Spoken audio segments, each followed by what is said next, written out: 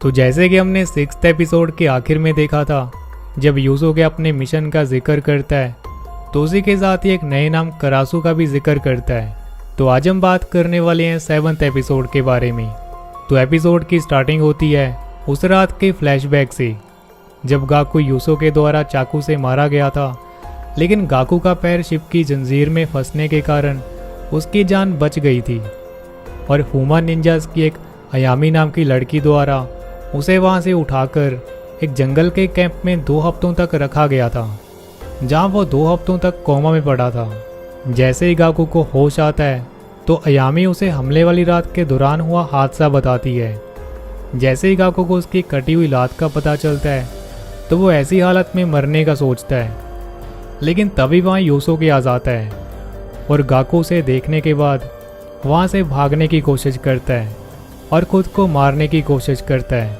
लेकिन यूसुके गाकू को उन लोगों की समाधि दिखाने जाता है जिन लोगों को शिनोबी निंजास ने बेरहमी से मार दिया था, और वो गाकू को ये एहसास कराता है कि उसने भी मासूम लोगों को मारा था जिनकी कोई गलती नहीं थी।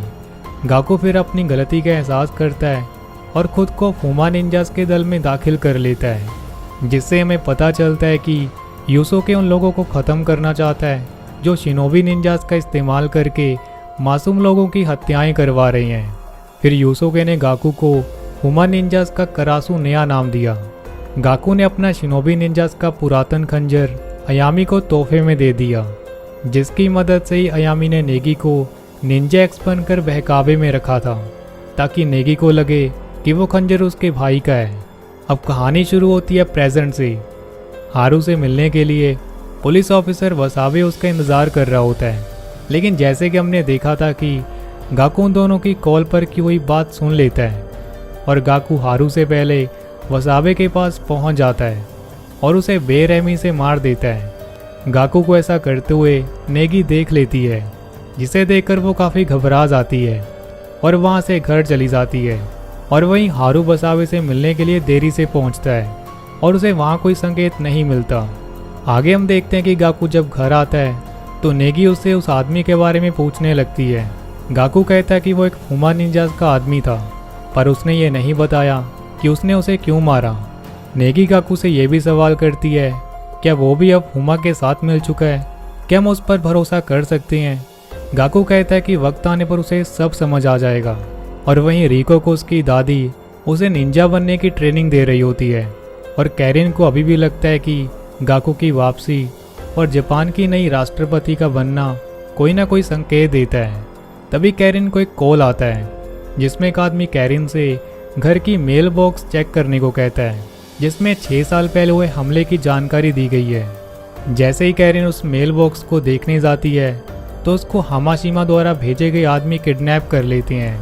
और वहीं सोची और यूको को उस ट्रक का पता चल जाता है और वो उस ट्रक का पूरी रात पीछा करती हैं।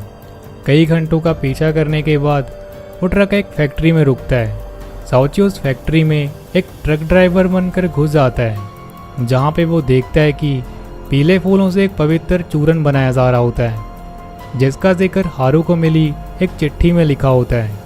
और वहीं हारू जब घर आता है तो वो कैरिन को ढूंढता है, रिको से पता चलने के बाद कि वो सुबह कहीं बाहर गई थी।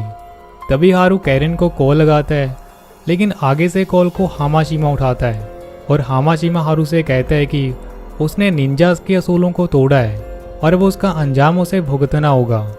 हारू को घर के पास खड़ी एक वैन से पता चल जाता है कि हामाशिमा हमारे घर पे नज़र रखता था। हारू उस वैन में से ओकी को पकड़ लेता है और उसके साथ हामाशिमा के पास चला जाता है। हामाशिमा के आगे हारू कैरिन को छोड़ने की मिन्नतें करता है, लेकिन हामाशिमा चाहता है कि अगर वो उसे बचाना चाहता है तो उन्हें एक दूसरे से अलग होना होगा, दोबारा वो कभी नहीं मिल पाएंगे। हारू कैरिन की जान बचाने के लिए हामाशिमा की ये शर्त मान लेता है, लेकिन वो इससे पहले कैरिन से मिलकर उसे माफ़ी मांगता है। और वहीं गाकू की मुलाकात अयामी और यूसुके से होती है। गाकू अयामी पे नेगी को इस्तेमाल करने और उसे धोखा देने के लिए गुस्सा करता है, लेकिन यूसुके गाकू से कहता है कि गाकू अब फूमा निंजा है, अब उसे किसी पे रहम नहीं खाना चाहिए। गाकू का कहना है कि यूसुके ने उसे वादा किया था कि वो उसके परिवार को नुकसान नहीं पहुंचाएगा, लेकिन यूसुके उसे कहता है कि उसे सिर्फ अब हुमा निंजास के मिशन पर ध्यान देना चाहिए और जल्द से जल्द अपनी दादी से शिनोबी निंजास का स्क्रॉल नोट चुरा लेना चाहिए। उसके बाद हम देखते हैं यूसुके अपने समर्थकों को लाइव होकर अपने मिशन के लिए सुचेत करता है।